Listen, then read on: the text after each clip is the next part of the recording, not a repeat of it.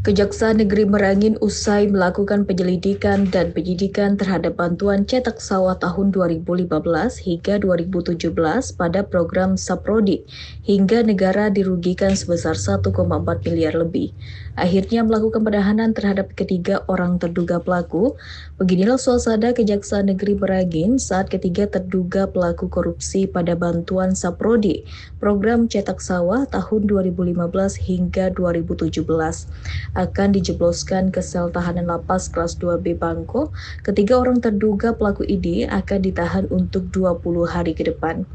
Ketiga terduga pelaku ini yakni berinisial ZA, salah satu mantan kabid di Dinas Pertanian dan inisial GM, serta ZW, keduanya pihak ketiga sebagai penyedia saprodi.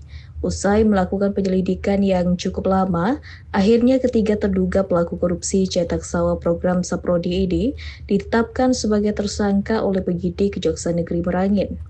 Kepala Kejaksaan Negeri Merangin Tri Widodo mengatakan, jika masih dimungkinkan akan ada tersangka baru karena bantuan cetak sawah program Saprodi ini banyak tidak sesuai peruntukannya.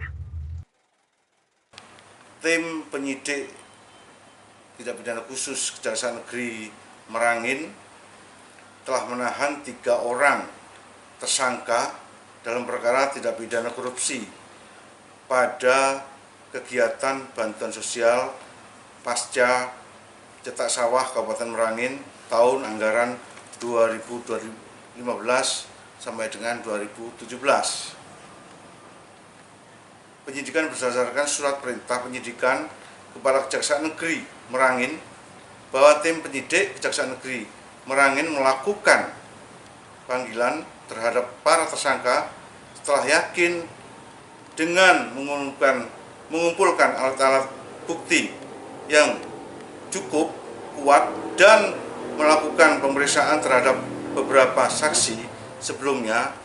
Dengan ini tim penyidik melakukan penahanan terhadap 3 orang tersangka yaitu ZA, GM, dan ZW. Bahwa ZA merupakan mantan kabid prasarana dan sarana Dinas Pertanian Kabupaten Merangin. Saya ulangi, prasarana dan sarana Dinas Pertanian Kabupaten Merangin. Sementara untuk tersangka GM dan tersangka ZW merupakan penyedia saprodi.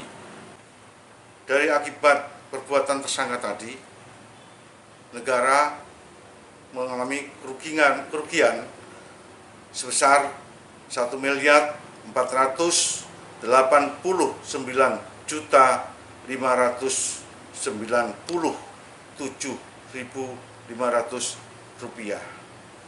Terhadap tersangka ditahan selama 20 hari.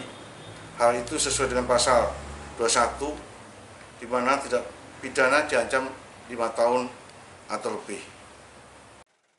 Kontributor BTV Nanang Ferrozi melaporkan dari Kabupaten Merangin.